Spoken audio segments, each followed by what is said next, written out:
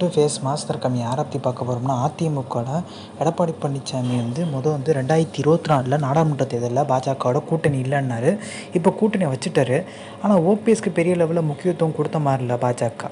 So இது ஒரு சூழ்நிலை போயிட்டுருக்க ஒரு சூழ்நிலை. ஓபிஎஸ் பார்த்திங்கன்னா விஜயோட கூட்டணி வைக்கலாமான்ட்டு ஒரு பேச்சுவார்த்தை நடத்திட்டு இருக்கதா சொல்லிட்டு இருந்தாங்க.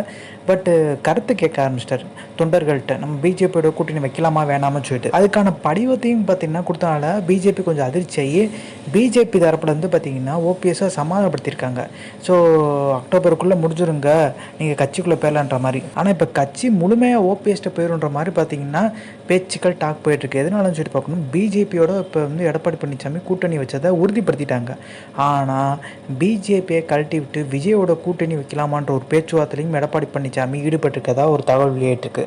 அப்படி பார்த்திங்கன்னா நடக்கிறதுக்கான வாய்ப்பு இருக்குது. எடப்பாடி பழனிசாமி என்ன வேணால் நடுவில் திடீர்னு கூட்டணி வைப்பார், கூட்டணி விட்டு விலகிறதுக்கான வாய்ப்பும் இருக்குது. ஏன்னா தேர்தல் நெருங்கும் போது பார்த்திங்கன்னா எடப்பாடி பழனிசாமிக்கு பிஜேபி கூட்டணி விட்டு விலகும் போது ஏதாச்சும் குடைச்சல் கொடுத்தாங்கன்னா, நான் கூட்டணி விட்டு விலகினேன் எதனால் பார்த்திங்கன்னா ரைடு விட்டுட்டாங்கன்னு சொல்லிட்டு பார்த்திங்கன்னா மக்கள் மன்றத்தில் சொல்கிறதுக்கான வாய்ப்பு இருக்குது.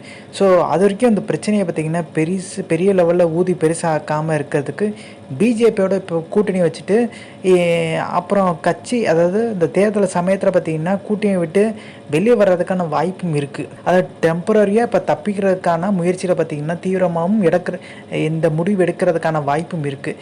தென் மாவட்டங்களில் இருக்கவங்களும் பார்த்திங்கன்னா கொஞ்சம் அதிருப்தியில் இருக்காங்க. ஏன்னா எடப்பாடி பழனிசாமி தென் மாவட்டங்களில் ஜெயிக்க முடியாதுன்னு சொல்லிட்டு பிஜேபிக்கு பார்த்திங்கன்னா தொகுதி ஒதுக்கலாம்ன்ற ஒரு எண்ணத்தில் இருக்காங்க.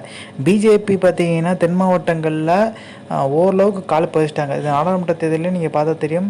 மதுரையில் நாடாளுமன்ற தேர்தலில் 2வது இடம் பார்த்திங்கன்னா பிஜேபி வந்திருக்கு, 3வதுக்கு பார்த்திங்கன்னா அதிமுக தள்ளப்பட்டிருக்கு.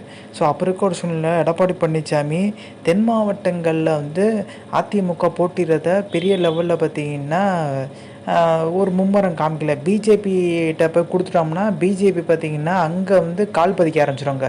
இனி அதிமுக தென் மாவட்டங்களே பெரிய லெவலில் வளர முடியாத ஒரு சூழ்நிலை உருவாயின்ற மாதிரி பார்த்திங்கன்னா இங்கே இருக்கவங்கெல்லாம் கொந்தளிக்க ஆரம்பிச்சிட்டாங்க. ஓபிஎஸ் இணைக்கணுன்ற மாதிரி தென் மாவட்டங்களில் இருக்க அதிமுக சொல்கிறாங்க. ஏன்னா ஓபிஎஸ் வாக்குன்னு பார்த்திங்கன்னா போன சட்டமன்ற தேர்தலையும் பார்த்திங்கன்னா பயன்பட்டனால, அதே மாதிரி டிடி தினகரன் கூட்டணிக்குள்ளே கொண்டு வரணுன்ற ஒரு எண்ணத்துலேயும் பார்த்திங்கன்னா அதிமுகன்னு வந்துட்டாங்க.